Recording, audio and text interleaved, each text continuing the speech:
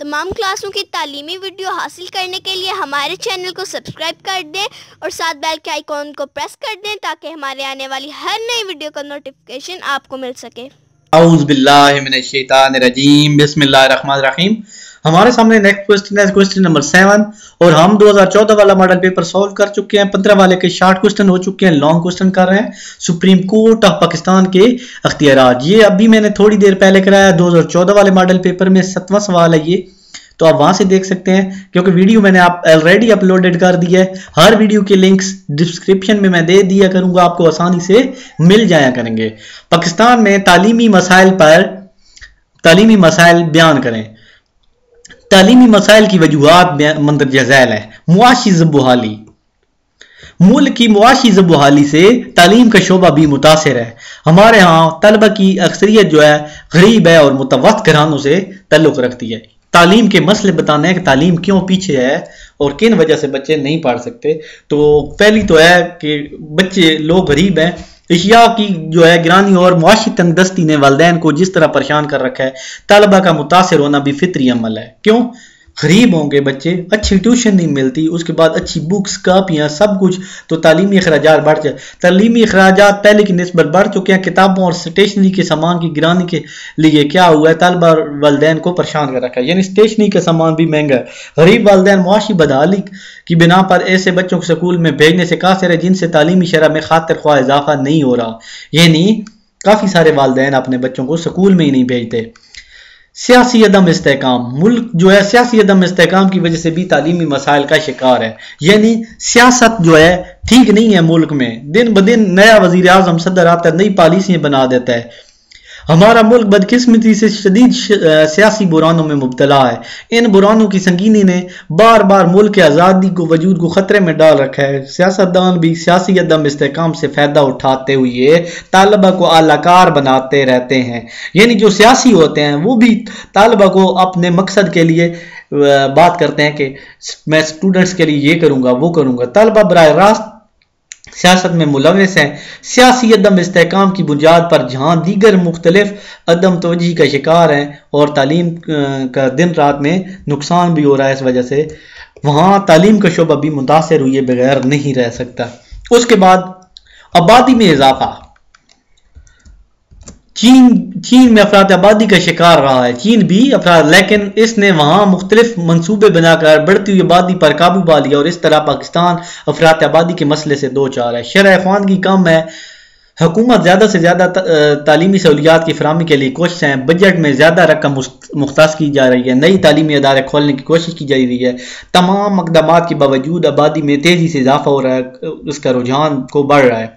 فنی اور سائنسی تعلیم کی کمی، مغربی دنیا سائنسی اور فنی تعلیم میں کافی آگیا ہے کیونکہ اس نے فنی اور سائنسی تعلیم کی اہمیت کو بہت پہلے محسوس کیا تھا، اس لیے وہ آج کل سمندروں کی گہرائی پر غالب ہے اور چاند کی سطح پر بھی تسلط حاصل کرنے کی کوشش کر رہی ہے۔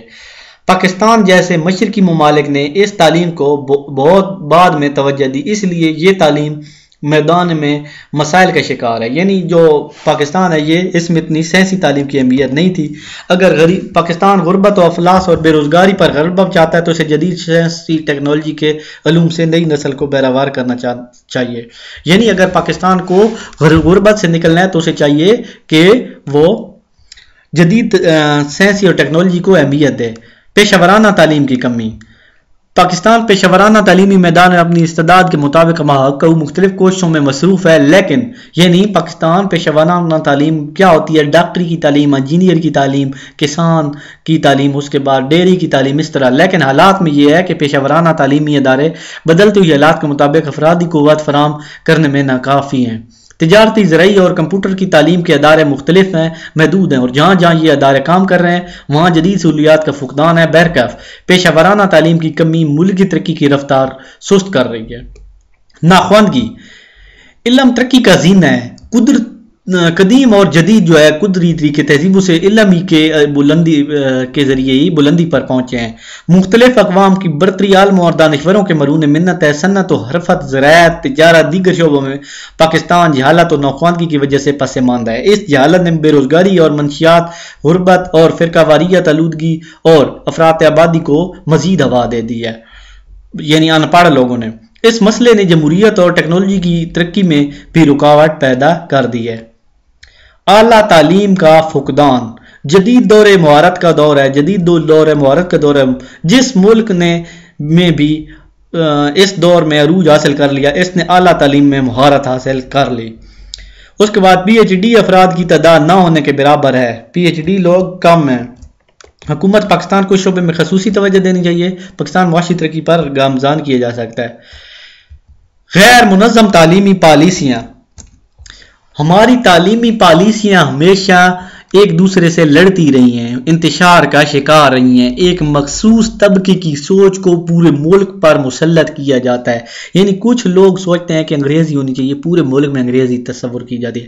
کسی نے بھی ملک کی ضروریات کے مطابق تعلیم کو منظم کرنے کی سفارش نہیں کی، جس کا نتیجہ یہ برآمد ہوا کہ ملک میں بے روزگار بھی بڑھتی جا رہی ہے، صنعتوں کے لیے ماہرین نہیں ملتے۔ ٹیکنالوجی کی تعلیم مفقود ہے، یہ مفقود کم ہے۔ آٹو موبائل، ٹیلی کمیونیکیشن، بجلی، ٹرانسپورٹ اور دفاعی جیسی صنعتوں کے لیے فروغ کے لیے نظام تعلیم میں کوئی عملی قدم نہیں اٹھایا گیا۔ عملی تحقیق جو ترقی کے لیے ناگزیر ہے، اس کا کالجوں اور یونیورسٹیوں میں نام و نشان تک نہیں ملتا۔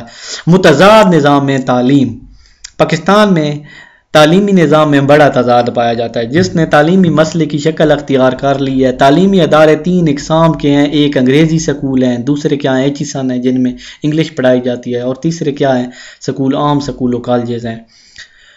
یہ تعلیمی ادارے اپنے طبقوں کی نمائندگی کرتے ہیں اور مختلف نصابوں سے تعلیم دیتے ہیں۔ متضاد ادارے یکجہتی اور سالمیت کو داغدار کر دیا، یعنی ہر سکول کا اپنا الگ سلیبس ہے۔ معاشرہ طبقاتی کشمکش کا بھی شکار ہے۔